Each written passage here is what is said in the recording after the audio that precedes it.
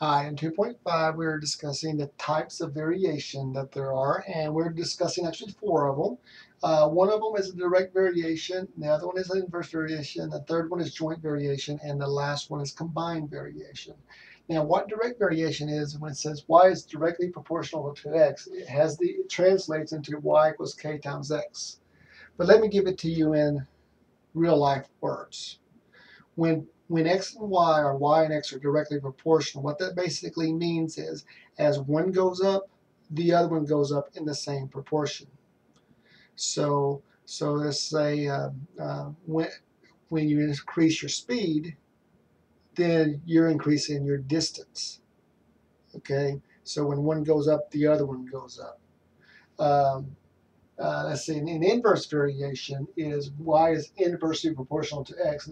It translates to y equals k over x. Now, in real life terms, what that basically means is when y and x are inversely proportional is when one goes up, the other one is going to go down.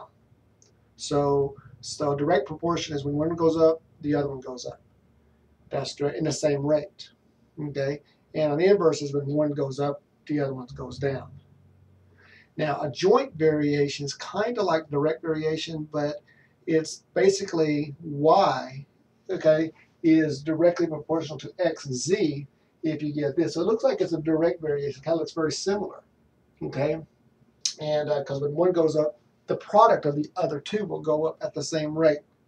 So in direct variation, when y goes up, x goes up at the same rate. Well, this time you have to multiply x times z. That will go up at the same rate y will go up. So it's kind of it's like a direct variation twice. It's kind of what that is. And a combined variation, very simply put, is combining any of the three above. So you could have one thing directly proportional to one, but inversely proportional to another. So for example, if you have y is directly proportional to x, but inversely proportional to z, then you get y equals kx because they're direct divided by z because they're inverse. So that's what it would translate to. So, but anyway, these are the direct relationships of what they are. And you know, what is k? You keep mentioning these words, but what is k? Well, k is called the constant proportionality, and k will always be the same in that particular situation.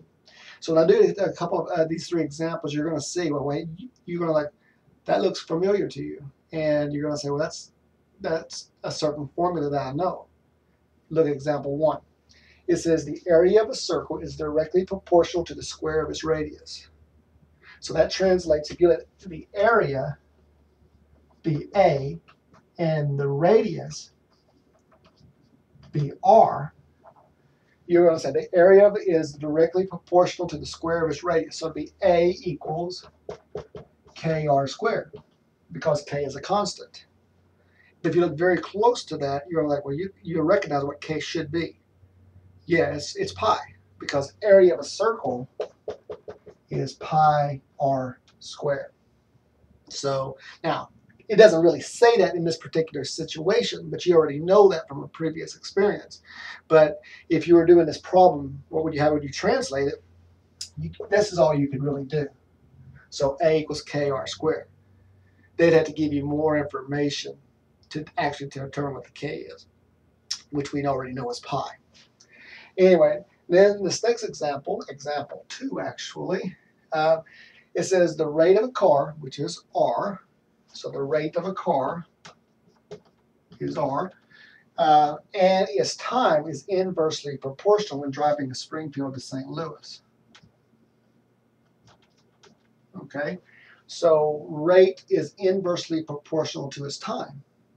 Well, so r equals this is inversely proportional, so it's going to be t. No, it's not going to be k, but it translates to k over its time. So r equals k over t, and yeah, that doesn't look familiar. Not really, not yet anyway.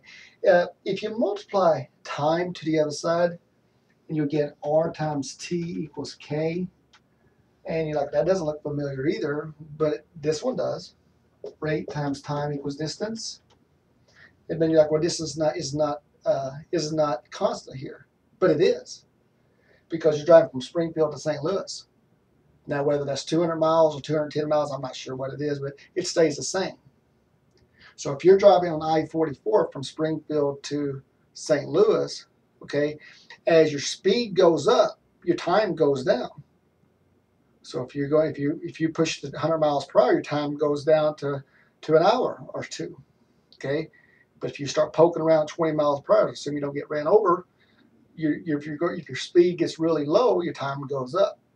So when one goes up, one goes down. They're inversely proportional, okay, which is different from direct proportional, because when you increase the radius of a circle, the area grows as well. So, but anyway, so you're like, well, how do you do example? What's the bottom line of example two? For right now, all I can do right now is translate this into words, and this is what it would be: R equals K over T. So, but I'm just showing you what happens in that situation. Example 3, the volume of a cylinder is jointly proportional to the square of the radius and its height. So this is a joint. So this is volume, for V for volume, is jointly proportional. So it's kind of direct twice. So it's going to be to the square of its radius. So it's R squared. And its height, which is H. So that's how you would translate that one. And this digs a little bit deeper in the head for formulas in geometry. But there is a formula in geometry: is volume equals pi r squared times the height. That is the formula to find the volume of a cone, of a cylinder. Sorry, of a cylinder. So in this case, K is pi against. It's a very similar example one over there. But this is an example when you have a joint variation.